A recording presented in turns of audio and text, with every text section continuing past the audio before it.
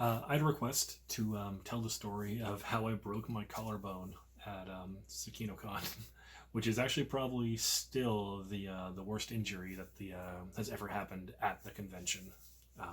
Hopefully, it stays that way.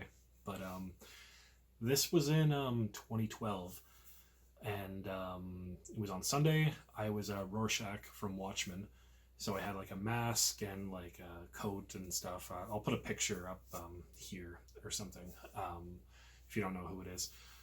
But I was with a photographer who wanted to do like a bunch of like action shots and stuff. And I didn't actually know this person. That's not really relevant, but it makes it kind of funny. We we were kind of set up outside ECS where there's like this little ledge, and the photographer said, "I want you to jump off this ledge, hit the ground, and roll, and then get back to your feet. Can you do that?" And I said, "Yeah, that's easy. That's no problem at all." Um, so we do it, and there's no problem at all. Everything works great. And she's like, "Great, let's do it 4 or 5 more times." And we do, and everything works fine. And then on the 5th time, like the last time, we do it, and there's like a pop, and my entire left arm goes completely numb, and is just kind of like feels really wrong, like something bad has happened. And like right away, I know that something's gone horribly wrong. Um, but photographer, she says, "Yeah, that looks good. Let's do a couple more just like that." um, so we do it a few more times, like 4 or 5 more times again. Um, and it feels bad. And the photographer is like, "Great, thank you, see you later. I'll send you these photos sometime." She never sent me the photos. So she leaves, and we have there's a bunch of other convention staff who are there taking photos as well. And I tell them like, "1 sec, I gotta check something," and I take off my jacket and I take off like my shirt, and I like pull down like my shirt, and you can't see it now. It's like healed, and there's a little scar here, but the collarbone here was like straight up and was like trying to break the skin, and like it hadn't quite done it yet, but it was trying, and it was about the width of it was wider than my thumb, trying to like pop out, and about as long too, so it was noticeable.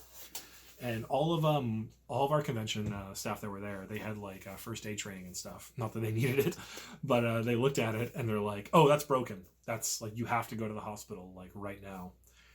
And me being me, I said, "No, that's not broken. It's probably just a sprain or something." And they're like, "Chris, that's obviously like you have a bone like trying to break out of your skin. Like that's broken." And I'm like, "Nah, dude, I've broken like so many bones, and this doesn't feel like that. It feels fine. Like can't even tell that I injured it." So they keep me talking wisely, and one of them runs off, goes and finds Eric, who's the head of our first aid, and I think he's with Blue Cross. I'm probably gonna say the wrong thing he's with and get in trouble, but he's with some kind of like actual real first aid like ambulance thing. They go get him. He comes back, and he's probably about like 15, 20 feet away, and he sees me going like this, and he yells, "That's broken. That is obviously broken. You have to go to the hospital right now." And and I'm like, "Nah, don't listen to Eric. It's not broken. Like it feels fine." And he's like, "Yeah, prove it. Lift up your arm." And I try to lift up like my busted arm, and I can't actually get it like up. Um, but I grab it and lift it, and I'm like, "See, there's no problem at all." And everybody who's around me is like, "Chris, no, you can't." And I'm like, "Don't worry about it." He says he wants to check me out like in the like little first aid room we have set up, and I say that's fine. So we started walking off over there. We get to like the doors of ECS, and me being me again, as we get to the doors, I like take a few steps ahead of him, lift up my arm, put it on the door, and then like open the door for him, and I'm like, "There you go, buddy." And he's like, "You have to stop doing that right now." Um, we go into the first aid room we have set up, and he goes to get me an ice pack, and there aren't any. And the reason there aren't any, I feel really bad because I really hope the person who this isn't watching this, because I'm sorry, but there was somebody who had ramen for breakfast at their house, and they burnt themselves on the boiling water as they were putting the ramen, like the water in the ramen, and they were like, I don't know how to deal with this, but the convention does. So they got on the bus, went to the convention, and then used up all our ice packs. So I come in with my not broken arm that's really obviously not broken, with a bone about to burst through. And Eric like opens up the thing and is looking for ice packs, and there aren't any.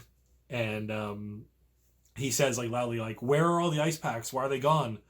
And this like tiny girl says like, "Oh, I used them all, but you probably need one for your broken arm."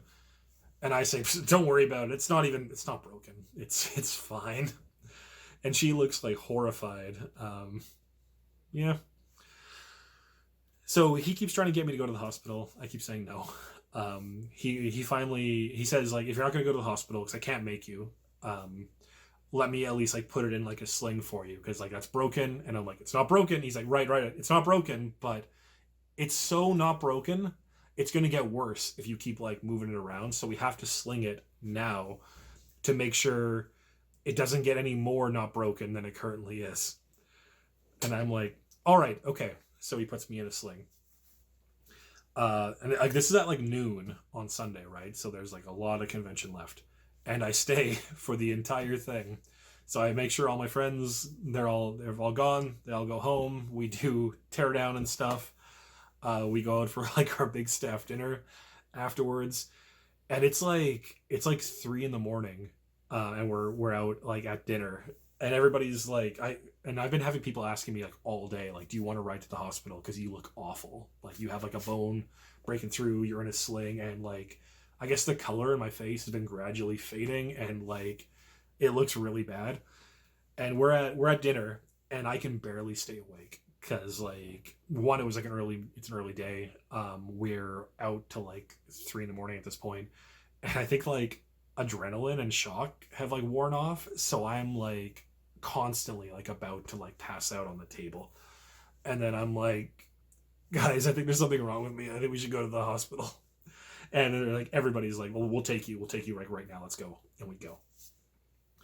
This isn't the end of the story because we get to the hospital, and I guess the first thing is like we go to check in, and I have this bone popping out. And so the receptionist is like, so your name? I give her my name, and she's like, and how did you break your arm? And I'm like, it's not broken, but I did an action roll. And she's like, a what? And I'm like, action roll. I did an action roll at an anime convention. And she's like, you did a what? At a what? And I'm like, action roll. It's like, and she's like, right. And she fills it in. So we're in a waiting room. There's like 4 or 5 of us there because everybody wanted to see what happens next. So we're in this waiting room, and eventually I get sent to like the more private waiting room away from like the everybody else. And I'm in this waiting room, and a doctor comes in, and he's looking at like this, like my chart, I guess, like in front of him. And he comes in and he's like, you're Chris? And I'm like, that's right. And he's like, okay, so I'm reading this, but I want you to tell me in your own words, what did you do? And I'm like, an action roll. And he's like, what is that, like a somersault? And I'm like, no, it's much more dynamic. And he's like staring at me, and everybody who came with me, like all the Tsukino-Con staff, are in the lobby, and they hear this and they start laughing. And he like slams the door shut, and he's like, you did a what? And I told him what happened. He's like, okay, look, just shut up. I'm gonna write you a form for an x-ray, so I want you to go down the hall here, follow the blue line, you'll get, this is at Vic General, so follow the blue line, you'll get to the x-ray thing. Just give them this form, they're expecting you, just tell them who you are, and then you'll have like your x-ray. And I'm like, okay, cool. And I'm like, I'm so tired at this point. I'm just like out of it, I guess, because like I'm feeling some stuff. So I follow the blue line. We get to like the x-ray tech. I mean, the hospital's like empty, obviously, because it's like 3 a.m. on like a Sunday or something. So like there's nobody there. So I follow the line. We get to the x-ray thing, and I'm reading the form on the way, and it says like patient Christopher Best has obvious deformity on left shoulder, because that's what they call it when it's like poking through the skin. So we get to the, I say we, it's just me. I get to the thing alone, and the X-ray tech is there, and she's like, "Hey, are you my next like appointment?" And I'm like, "Hey, I'm Christopher Best. I have an obvious deformity." And I smile like huge. And she starts laughing, and she laughs so hard, and she slaps me on my busted arm, and because she's laughing, and she hits it, and she's like, "Oh my god, that's your broken arm." And I'm like, "It's okay, it's not broken." And so we get the X-ray. We go back to the waiting room, and the doctor comes in to see me, and he comes in, and he slaps the X-ray down on the counter, and I'll put a picture of the X-ray up as well, but he puts the X-ray down. And he's like, "So you broke your collarbone?" And I'm like, I look at the X-ray, and I'm like, "Are you sure it's broken?" And he's like, "Yeah, pretty sure." And you'll see. And then this is where I'm not sure if he's just like trolling me or not. But he actually says like, "But the good news is that it's actually still bleeding, like around where like the bone like broke through where it's supposed to be. So you actually don't need surgery or anything. It'll just, because it's still bleeding, it's going to clot, and the weight of that clot is going to push the bone back together where it's supposed to be, and then it's just going to heal." And like, again, it's 3 a.m. and I'm like, "Yeah, that makes sense to me. Okay, let's great. So I don't have to do anything?" And he's like, No, just don't go to work, because if you get bumped, the bone will like pop out. So we'll sling it, we'll do all the stuff. But just like, you got to stay home. You can't go out. Stay home. This is really relevant. And like, just don't go outside. Don't do anything. You have to stay home. You have to avoid being touched, which is perfect for me. And then it'll just heal by itself. So like 2 or 3 months goes by, and it hasn't healed, obviously. And I go to my real actual doctor, and I tell him what this doctor said, and he's like, "No. That's not how medicine works. That would never happen."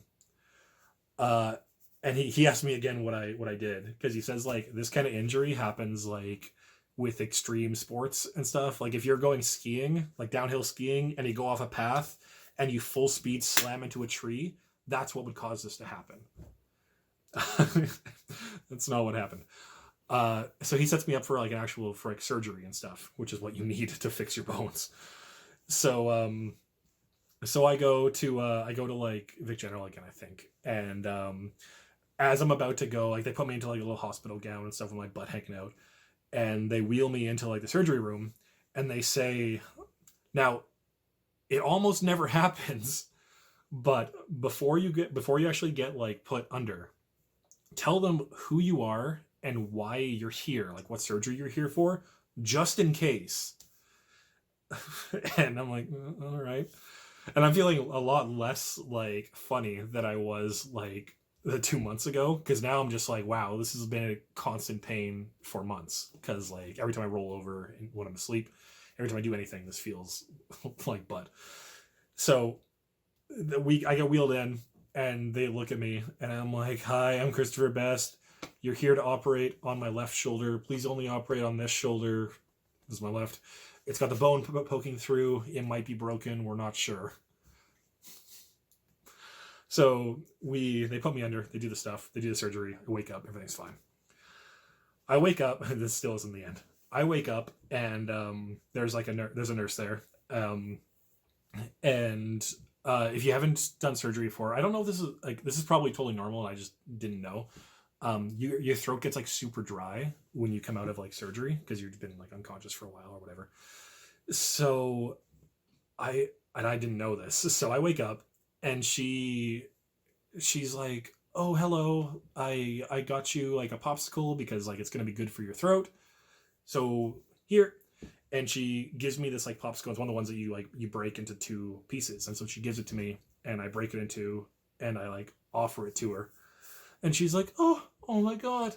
And I'm like, what? Because that's what I sound like with my broken like throat at the time. And she's like, no, I've just worked here like 2 months, and like nobody has ever given me like a popsicle before. And I'm like, well, it sounds like you know a lot of assholes.